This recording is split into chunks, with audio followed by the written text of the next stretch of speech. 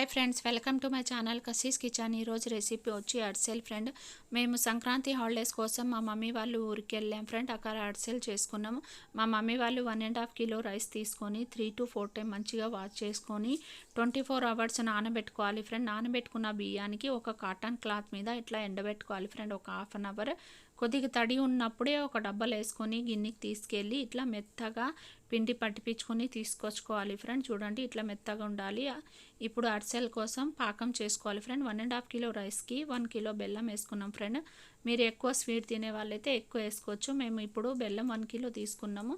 1 kilo బెల్లానికి 1 glass కన్నా కొద్దిగా తక్కువ వాటర్ వేసుకొని ఫస్ట్ బెల్లం కరిగించుకోవాలి ఫ్రెండ్. ఇట్లా గ్యాస్ మీద పెట్టుకొని బెల్లం కరిగించుకోవాలి. ఆ లోపల 1 కప్ కొబ్బరి తురుముకొని పెట్టుకోవాలి. 1 కప్ వేయించుకొని నువ్వులు పెట్టుకోవాలి ఫ్రెండ్. ఇవి ఆ లోపల బెల్లం మంచిగా కరిగిపోతుంది ఫ్రెండ్. ఒక పెద్దగా బాండీలో పోసుకోవాలి ఫ్రెండ్, ఎందుకంటే ఏమైనా బెల్లంలో చెత్త ఉంటే వెళ్ళిపోతుంది. ఇప్పుడు మళ్ళీ గ్యాస్ మీద పెట్టేసుకొని ఒక పొంగు వచ్చినప్పుడు ఒక స్పూన్ తీసుకొని మంచిగా మిక్స్ చేసుకుంటా సైడ్లో కొద్దిగా వాటర్ పెట్టుకోవాలి ఫ్రెండ్. మధ్య మధ్యలో చెక్ చేయడానికి పాకం.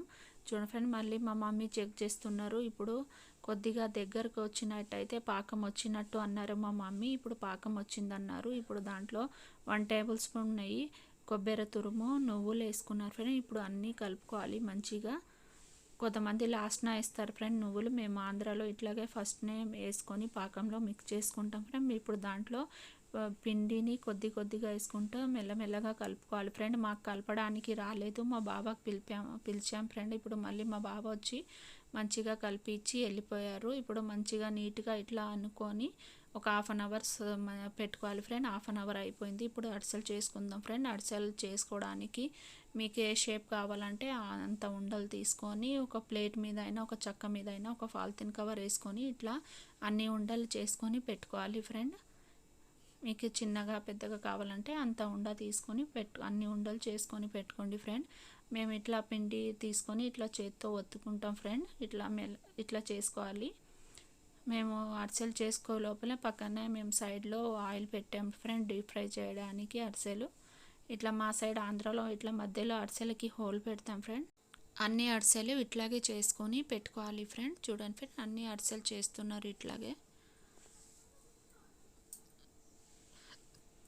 అన్ని అరిసెలు చేసుకొని పెట్టుకొని చూడండి ఫ్రెండ్, ఆయిల్ కాగిపోయినాయి.